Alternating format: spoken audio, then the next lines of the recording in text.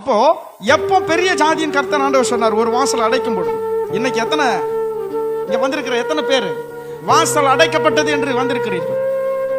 எனக்கு வாசல் அளிக்கப்பட்டது, ஒரு வழியும் இல்லை வாழ்வதற்கு, சம்பாத்தியம் செய்வதற்கு, சந்தோஷமா இருப்பதற்கு, இப்படி இந்த காரியத்தை முடிப்பதற்கு ஒரு வாசல் இல்லை. எனக்கு எல்லா வாசல்களும் அடைக்கப்பட்டிருக்கிறது.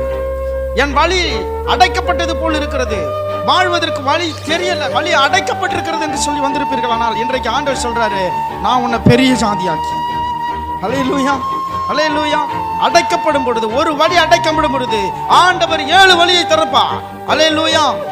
நமக்கு ஒரு வழியாய் வழி அடைக்கப்படும், 7 விதமான வழிகளை கர்த்தர் திறப்பார். ஹல்லேலூயா. ஆசீர்வாதத்தின் வழிகளை கர்த்தர் திறப்பார். இந்த காலை பொழுதுல உபவாச கூடுகையில அடைக்கப்பட்ட வழியை பார்த்து கொண்டு அழுது கொண்டு இருப்பீர்கள். ஆனால் மகிழ்ந்து களி கூறுங்கள். அடைக்கப்பட்டது நல்லது வழி.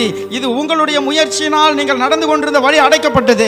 உங்களுக்கு முதியவர்கள் சொல்ற ஆலோசனையினால் நீங்கள் நடந்த வழிதான் அடைக்கப்பட்டது. அல்லேலூயா. உங்கள் சொந்த பந்தங்களினால், உங்கள் உறவுகளினால் உங்களுக்கு கொடுக்கப்பட்ட வழிதான் அடைக்கப்பட்டது. உன்னத தெய்வம் வழி திறக்க போறார். அந்த வழியை ஒருவனால் அடைக்க முடியாது. அது மிக பெரிய வழி, ஆசீர்வாதத்தின் வழி, அற்புதத்தின் வழி. அல்லேலூயா. ஆண்டவர் ஆபிரகாமுக்கு திறந்த வழியை ஒருவனாலும் அடைக்கப்படவில்லை. எத்தனை தேசங்கள் எழும்பி நின்று அவர்களை எதிர்க்க நேர்ந்தது, ஒன்றும் பண்ண முடியல. கானான் தேசத்தை